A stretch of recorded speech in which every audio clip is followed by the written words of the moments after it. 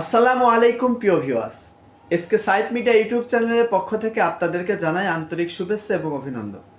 প্রিয় দর্শক, দীর্ঘদিন পরে আপনাদের সামনে আসলাম। যারা ধান কাটছেন বা ফাঁকা জমি পড়ে আছে, এই সময় কি চাষ করবেন? বর্তমানে আমরা যদি বাজারের দিকে তাকাই, বিশেষ করে সবজির দাম একেবারেই কম। এই সবজিটা আর 15 দিন পরে দেখবেন সব নাগালের বাইরে চলে গেছে। আমরা এখন যাদের জমি ফাঁকা আছে, মনে রাখবেন নিচু জমি যদি হয়ে থাকে 18 ইঞ্চি অর্থাৎ 1 হাত বেডের হাইট করবেন।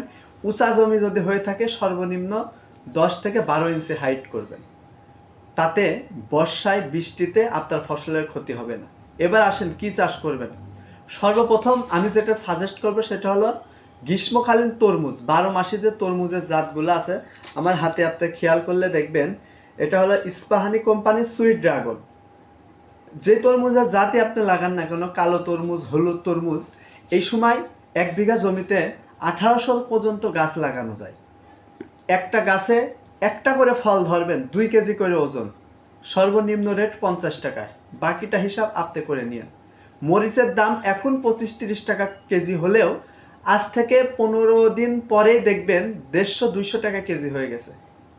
একটা গাছে আপনি বেশি মরিচ দরকার নাই, 1 কেজি করে যদি মরিচ তুলতে পারেন, 100 টাকা করে যদি কেজি পান, কি পরিমাণ লাভ হবে আপনি হিসাব করে নেবেন। তৃতীয়ত যে প্রজেক্টের কথা বলবো সেটা হচ্ছে টমেটো চাষ। টমেটো যদিও এখন গ্রীষ্মকালীন বাজারে দেখা যাচ্ছে 40 টাকা 50 টাকা কেজি, এই টমেটোটা আর 1-1.5 মাস পরে যখন, অর্থাৎ এখন লাগাইলে 1.5 মাস পরে যখন আপনারা তুলবেন, তখন দেখবেন প্রতি কেজি টমেটোর সর্বনিম্ন দাম 70-80 টাকা। মনে রাখবেন, হাইব্রিড উন্নত জাতের গাছে 8 থেকে 10 কেজি পর্যন্ত টমেটো হয়। বাদ দিলাম 10 কেজি, যদি 5 কেজি টমেটো হয়, 5 কেজি যদি 50 টাকা কেজি পান, এক গাছে 250 টাকা। তাহলে 1 বিঘা জমিতে 4000 গাছ লাগাইলে কত টাকা পান আপনি হিসাব করবেন। প্রিয় দর্শক, আপনাদের সামনে আজকে আসার যে মূল উদ্দেশ্যটা, আমরা নতুন যারা চাষাবাদে আসতে চাই সর্বপ্রথম অনেক খরচ করে ফেলি।